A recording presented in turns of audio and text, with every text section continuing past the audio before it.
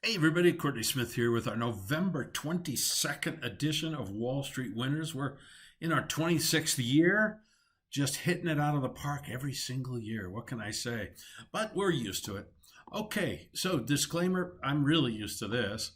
Okay, S&P, we had the dip. Now we're starting to rally back up again. We should make new highs this week.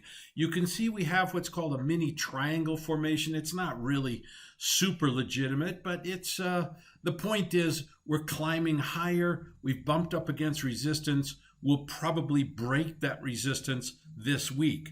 Now, here's the really interesting thing. Remember this chart, what it looks like. Now let's go over and take a look at the Dow. It's going down. It's making lower. The last one was climbing higher in the last week. The Dow's heading lower. So we see a big divergence between the S&P and the Dow. Why is the Dow going down? We'll look in the box in the upper right-hand corner, and you can see that selling pressure is higher by a little bit over buying pressure.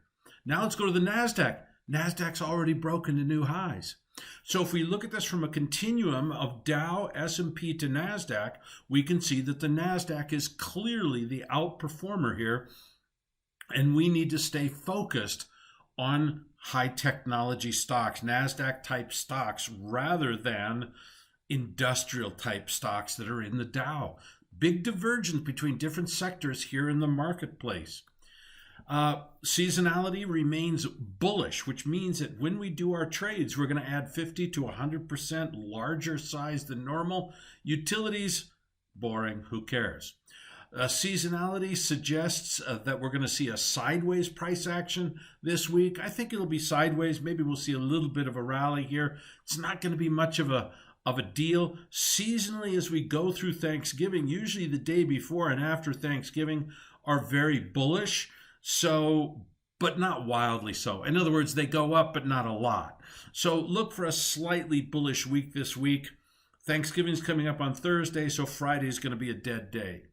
Asset allocation continues to move higher. New money is coming into the stock market out of the bond market. And look at the risk indicator breaks to new all-time highs.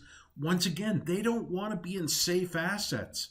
They don't want to be in bonds. They don't want to be in boring industrial stocks. They want those sexy things like crypto and meme stocks and high technology NASDAQ stocks. So some of those things I just mentioned are worthless, but some of them have value.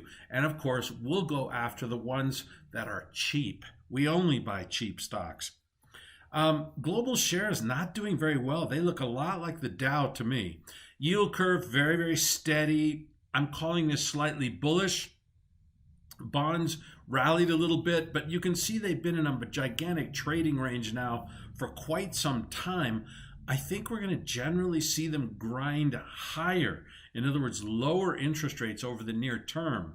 Our bond key factors, the top upper right-hand one, that's the CRB, stable, but it had been rallying, pushing pressure against bond yields to go up.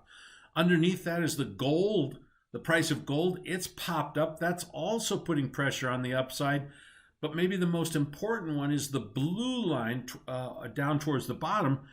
And that one's going down. And that one's the one that's dominating Treasury yields right now. So right now, a little bit lower, but not really dropping a lot. Dollar, we've been highlighting this. The U.S. has the tightest monetary policy, even though it's like it's being run by drunken sailors. It's still the tightest in the world. That's going to keep the dollar in a bull market. And we've been telling you this for some time. The weird thing is I'm also bullish on gold. Now, that doesn't usually happen. Usually if I'm bullish on the dollar, I'm bearish on gold. The bullish dollar is going to keep a lid on gold. It's going to dampen the bullish enthusiasm, but I'm getting long gold here. Not super excited about it, but I think it's going to be a bull market.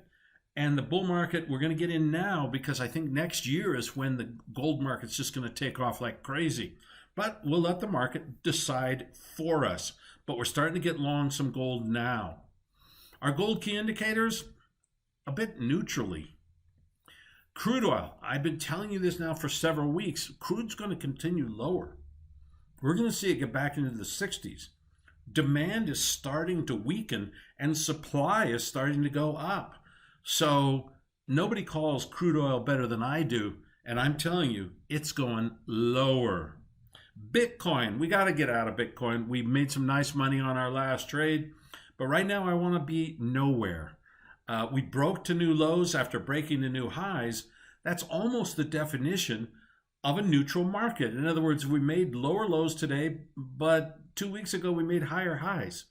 That doesn't sound like a market that's worthwhile trading. We like trends that go in one direction, not both directions, which is what Bitcoin is doing right now. So let's pass on Bitcoin right now. Let's get out and take our profits and go play in some other sandbox.